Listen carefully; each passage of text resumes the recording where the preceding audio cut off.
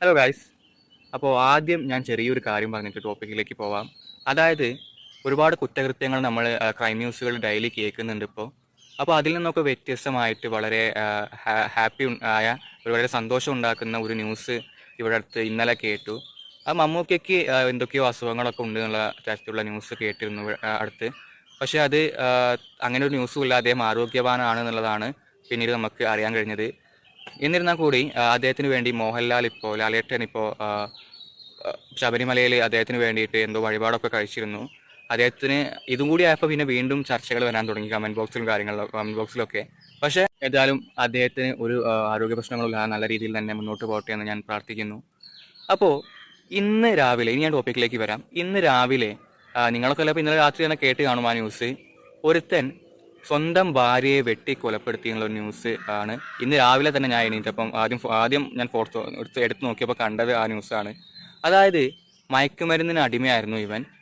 അതിൻ്റെ ഇൻഫ്ലുവൻസിലാണ് ഇവൻ ഇത് ചെയ്തത് എന്നുള്ളതാണ് ഇപ്പോൾ നിഗമനം. പോലീസ് പറയുന്നത് അങ്ങനെയാണ്.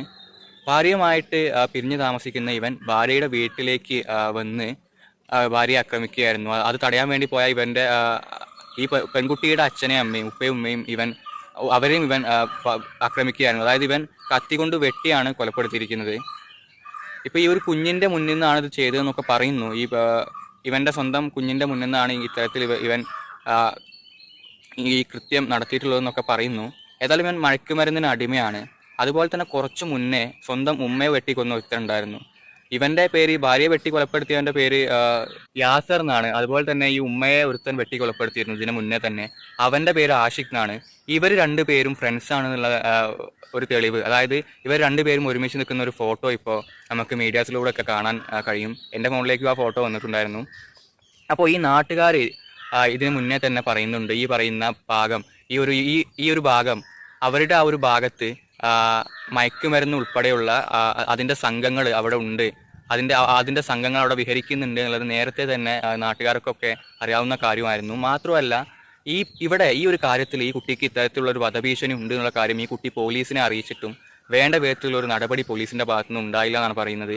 അപ്പോൾ അതിൻ്റെ കൂടി അടിസ്ഥാനത്തിലാണ് ഇവൻ ഈ പെൺകുട്ടിയെ കൊലപ്പെടുത്തിയത് എന്നുള്ളതാണ്. അപ്പോൾ നമ്മുടെ നാട്ടിൽ ഇപ്പോൾ ഓപ്പറേഷൻ ഡി ഹണ്ടിങ് എന്ന് പറഞ്ഞുകൊണ്ട് മയക്കുമരുന്നിനെതിരെ ഒരുപാട് കേസുകളൊക്കെ ഇപ്പോൾ നമ്മുടെ റിപ്പോർട്ട് ചെയ്യുന്നുണ്ട്. ദിനംപ്രതി വർദ്ധിച്ചുകൊണ്ടിരിക്കുകയാണ്. അപ്പോൾ ഇവിടെ മാത്രം കാര്യമായ രീതിയിലുള്ള ഒരു പരിശോധനയും ഇതുവരെ നടന്നിട്ടില്ലേ. അതുകൊണ്ടാണല്ലോ ഇവനൊക്കെ ഇപ്പോഴും ഈ സാധനം ഉപയോഗിക്കുന്നതും ഇത്തരത്തിലുള്ള കുറ്റകൃത്യങ്ങളിലേക്ക് പോകുന്നതും. അപ്പോൾ ഇനി കാര്യമായ രീതിയിൽ ആ ഭാഗത്ത് നിങ്ങൾ അന്വേഷണം നടത്തണം എന്നുള്ളതാണ് പോലീസിനോട് എനിക്ക് പറയാനുള്ളത്. മാത്രമല്ല ഇവന്റെ കൂട്ടത്തിൽ ഈ ഒരു ഫോട്ടോയിൽ രണ്ടുപേരെ മുഖം കാണിക്കുന്നില്ല. അതങ്ങനെ കാണിക്കാൻ പാടില്ല.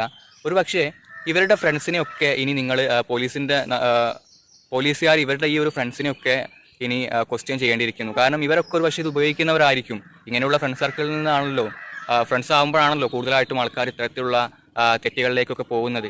ഗൈസ്, അപ്പോൾ നമ്മുടെ നാട്ടിലിപ്പോൾ ലഹരിക്കെതിരായിട്ടുള്ള ഒരുപാട് കാര്യങ്ങൾ പോലീസിൻ്റെ ഭാഗത്തു നിന്നാണെങ്കിലും ഗവൺമെൻറ്റിൻ്റെ ഭാഗത്തു നിന്നാണെങ്കിലും നമ്മൾ ഓരോരുത്തരുടെ ഭാഗത്തു നിന്നാണെങ്കിലും ഈ ഒരു സമൂഹത്തെ ബാധിച്ചിരിക്കുന്ന ഈ ഒരു ലഹരിയുടെ ഒഴുക്ക് തടയാനും സമൂഹത്തെ തിരിച്ച് കൊണ്ടുവരാനും നമ്മൾ ഓരോരുത്തരും ശ്രമിക്കുന്നുണ്ട്. എന്നാൽ ചില ആൾക്കാർ സോഷ്യൽ മീഡിയയിൽ കമൻറ്റ് ബോക്സിലൊക്കെ വന്നിട്ട് അതൊക്കെ നോക്കുമ്പോൾ നമ്മൾ അതാണ് മനസ്സിലാക്കാൻ കഴിയുന്നത്, ഇതിലും കുറേ വർഗീയത കണ്ടെത്താൻ ശ്രമിക്കുന്നുണ്ട്. അതായത് പിടിക്കപ്പെടുന്ന ആൾക്കാരൊക്കെ ഇന്ന മതത്തിൽപ്പെട്ട ആൾക്കാരാണല്ലോ, അപ്പോൾ ഇവരൊക്കെ ഈ ഒരു ടൈപ്പ് ആൾക്കാരാണല്ലോ, എല്ലാവരും ഇവർ തന്നെയാണോ, അങ്ങനെ രീതിയിലുള്ള ഒരു വർഗീയപരമായിട്ടുള്ള അത് എല്ലാത്തിലും ഉണ്ടാവുമെന്ന് തന്നെയാണ് എനിക്ക് തോന്നുന്നത്. അതിനായിട്ട് കുറച്ച് ടീമുണ്ട് സോഷ്യൽ മീഡിയയിൽ, എന്തെങ്കിലും കിട്ടിയാൽ അപ്പോൾ തന്നെ വർഗീയതയും പൊക്കി പിടിച്ചുകൊണ്ട് വരാൻ. ഇതൊക്കെ മുസ്ലിം വിഭാഗത്തിനെതിരെ തന്നെയാണ് നടക്കുന്നത്. അതിപ്പോൾ KT ജലീൽ എന്ന് പറയുന്ന MLA ഉണ്ട്. അദ്ദേഹം ഒരു കാര്യം കൂടി പറഞ്ഞതുകൊണ്ട് ഇവർക്കത് ഡബിൾ എനർജി ആയിട്ട് കിട്ടുകയും ചെയ്തു. ഈ ഒരു കാര്യത്തിൽ ഡബിൾ എനർജി കിട്ടുകയും ചെയ്തു.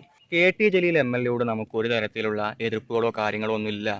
ഞാനത് പറയാൻ കാരണം, ഇനി കുറേ എണ്ണം KT ജലീൽ MLA വ്യക്തിഹത്യ നടത്തുന്നു എന്ന് പറഞ്ഞാൽ ഇപ്പം തന്നെ സോഷ്യൽ മീഡിയയിൽ ഞാൻ ഒരു വീഡിയോ കണ്ടു. അതുകൊണ്ടാണ് ഞാൻ പറയുന്നത്. ഇപ്പം തന്നെ AP ഉസ്താദ് എന്ന് പറയുന്ന നിങ്ങൾക്ക് ആരാന്ന് മനസ്സിലായിട്ടുണ്ടാവും. ഒരു പക്ഷേ മുസ്ലിങ്ങൾക്ക് താരാന്ന് കാണുന്നവർക്ക് മനസ്സിലായിട്ടുണ്ടാവും. അദ്ദേഹത്തിൻ്റെ മകൻ അതിന് കൃത്യമായിട്ടുള്ള ഒരു ആൻസർ കൊടുത്തിട്ടുണ്ട്. അതായത് അദ്ദേഹം പറഞ്ഞത് ഇത് എതിർപ്പിൻ്റെ സ്വരമല്ല, ഒരു തിരുത്തലാണെന്നുള്ളതാണ് അദ്ദേഹം പറഞ്ഞത്. അത് KT ജലീൽ പറഞ്ഞത് ഇങ്ങനെയായിരുന്നു: മദ്രസ വിദ്യാഭ്യാസം കിട്ടിയ ആൾക്കാരൊക്കെയും ഇത്തരത്തിൽ അധാർമികമായിട്ടുള്ള, അത് കിട്ടിയിട്ടും ഇവരൊക്കെ അധാർമികമായിട്ടുള്ള തെറ്റിൻ്റെ പാതയിലേക്ക് പോകുന്നു. എന്നാൽ മറ്റു മതത്തിലൊന്നും ഇങ്ങനെ ഉണ്ടാവുന്നില്ല, മറ്റു മതത്തിലും ഒന്നും ഇങ്ങനെ ഉണ്ടാവുന്നില്ല, അങ്ങനെയാണ് അദ്ദേഹം പറഞ്ഞത്. അപ്പോൾ നമ്മൾ ഇവിടെ മദ്രസയിൽ അദ്ദേഹം പറഞ്ഞതും ഞാൻ നേരത്തെ ഈ ഒരു കാര്യം കേട്ടപ്പോൾ തന്നെ ഇങ്ങനെ ഒരു ആൻസർ ആയിരുന്നു എൻ്റെ മനസ്സിലുണ്ടായിരുന്നത്. പിന്നെ അത് അദ്ദേഹം കൂടി പറഞ്ഞു.